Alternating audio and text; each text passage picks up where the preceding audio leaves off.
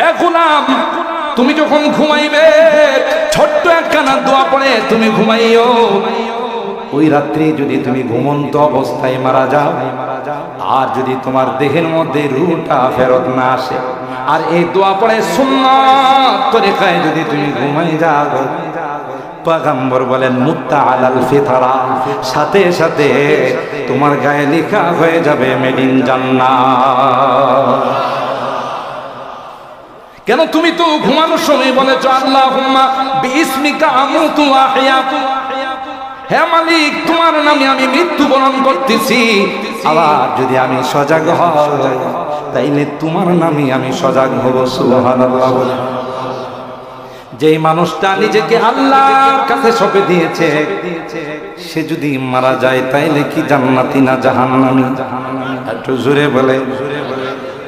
যদি তোমার রূহটা ফেরত আসে তাইলে ঘুম থেকে উঠার পর যেহেতু তুমি মরে গেছিলে, দ্বিতীয়বার আল্লাহ তোমাকে জিন্দেগি দান করছেন, এই জন্য প্রথম শব্দটাই হবে আলহামদুলিল্লাহ ইল্লাযী, আলহামদুলিল্লাহ ইল্লাযী।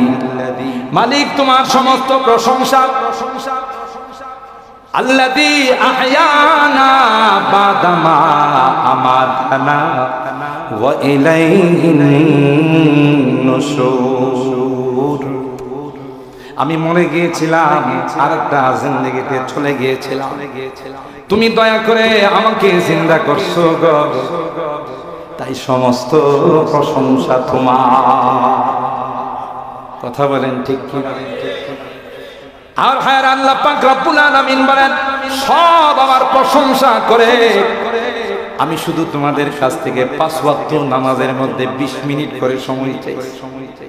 24 ঘন্টার মধ্যে আমি আল্লাহ বলছি মাত্র 1.5 থেকে 2 ঘন্টা আমার জন্য বরাদ্দ। বাকিটা তুই দোকানে থাক, অফিসে থাক, শিক্ষার মধ্যে থাক, নো প্রবলেম। আল্লাহ ডাক দেয়া কই বান্দা, যেই সময়টা তোর দুনিয়ার কাজে কাটাইছো, যদি নামাজ পড়ো রে আমার হুকুম মানো, তাহলে আমি আল্লাহ ওই সময়টাও ইবাদতের মধ্যে লিখে। সূরাতুল জুমার মধ্যে আল্লাহ বলেন ফাইদা কুদিয়াতিস সালাত ফান্তাসিরু ফিল আরদ। নামাজ হয়ে গেছে, মসজিদে বসা থাকার দরকার নাই, যাও যাও তোমার কর্মস্থলে চলে যাও। আবার আসরের নামাজ পড়ো রে, মাঝখানের সময়টা আমি আল্লাহ তোমার ইবাদতে গণ্য করে দিব। আল্লাহু আকবার বলে।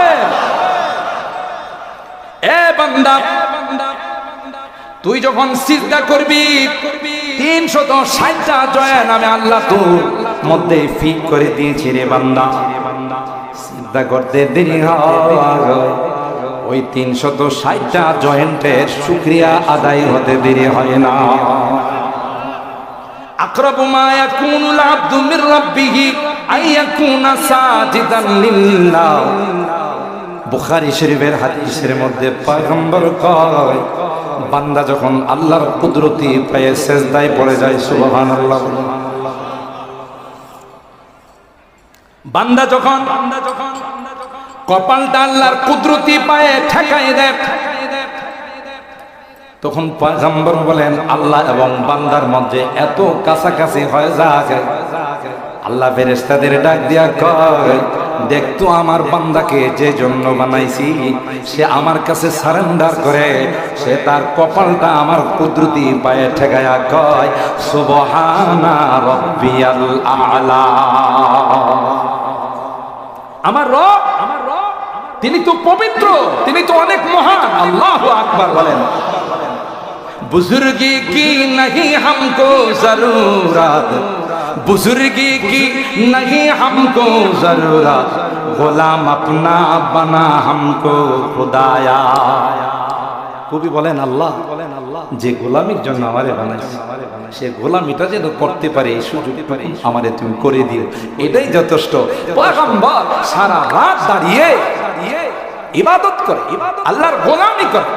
সাহাবায়ে কেরাম বললেন ইয়া রাসূলুল্লাহ কাদ গফারাল্লাহু লাকা মা তাকদ্দামা মিন যামবিকা ওয়া মা তাআখার। আল্লাহ পাক আপনার আগের পিছনে সব গুনাহ মাফ করে দিয়েছে, আপনি কেন লং টানেন? নামাজে দাঁড়িয়ে পাও মোবারক খুলে ফেলেন, খুলে যায়, এত কষ্ট করেন। আল্লাহ না আপনার সব মাফ করে দিছে। পয়গম্বর জবাব দেয়া, ফালা আকুনা আবদান শাকুরা। আল্লাহ পাক যে আমাকে ক্ষমা করে দিয়েছেন, আল্লাহ পাক যে আমাকে মাফ করে দিয়েছেন,